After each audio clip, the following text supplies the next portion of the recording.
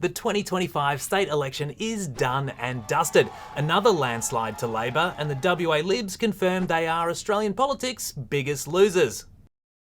But what happens now? I've got state political editor Jess Page with me. Jess, how would you sum up this state election campaign? Well, Ben, it was predictable, but with a twist. Everyone knew that Labor was going to win, but no one expected the Liberal Party to do that badly. Yeah, it was a big surprise from that perspective. Now, Cook has finally escaped McGowan's shadow.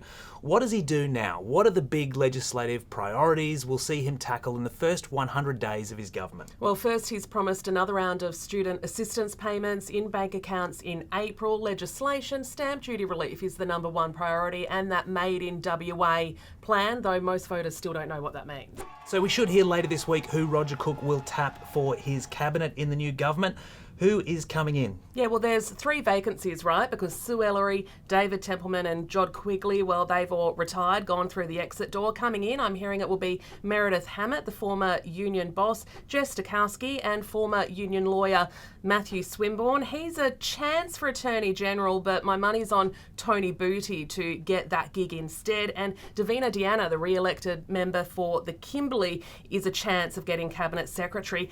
There could be a surprise 4th spot up for grabs, and that will really set the factions fighting because Simone McGurk is on the precipice of losing the seat of Fremantle. It's not a sure thing. There's a recount underway, but if she does, that opens the door for someone else. And what about Amber Jade Sanderson, the Health Minister? Will she retain that portfolio, or will she use a potential reshuffle as a chance to escape from it? Well, word is she doesn't want it. Publicly, she has said she is, of course, willing to stay on as Health Minister, but she is also open to other possibilities. My money's on a new Health Minister just to change the narrative. That issue has been a bit of a problem one for the Labor Cook government. Who gets the gig? I don't know. I'm being told Reece Whitby.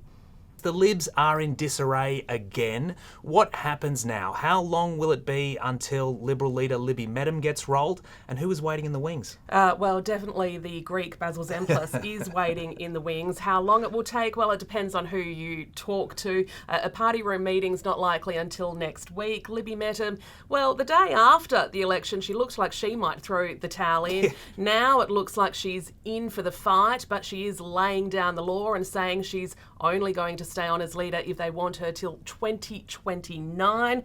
Whether she can last 4 years, I don't know. Well, let's talk strategy, because in 2021, after that bloodbath election, there was some talk about whether taking on the leadership was a poisoned chalice for the opposition.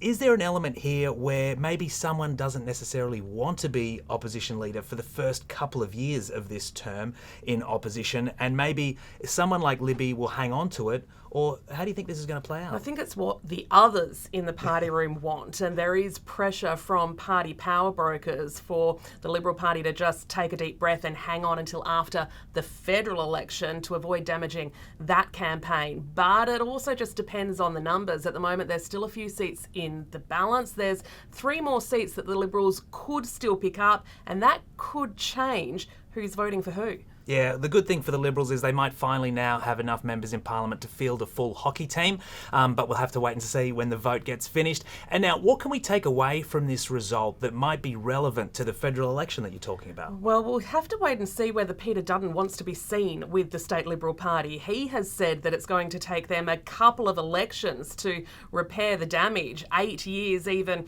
12 years, because the brand at the moment stinks in WA. There have been gains, though, for the Liberal Party in Perth's northern suburbs and in regional WA. That is what the federal strategy will be geared towards, the mortgage belt and the issues like live sheep export and those regional issues that really cut through. Peter Dutton, though, has his work cut out for him. And let's talk about Prime Minister Anthony Albanese. We know that during the state election campaign, Roger Cook was pretty happy for Albo to stay away. Do you anticipate that Cook will now help Albo and campaign alongside with him in Western Australia? Well, it's now official that Roger Cook is the second most popular politician in WA, behind only Mark McGowan. He is definitely wanted on the federal campaign trail, and he has said that he is eager to give it a crack alongside Anthony Albanese, his good mate. He says that Anthony Albanese has displayed good leadership for the Australian economy. Albanese certainly needs WA to stay in the lodge. Yeah, well, you heard it, folks. That is the 2025 state election. State political editor Jess Page. Let's do it again in 2029. Hopefully next time I get a democracy sausage.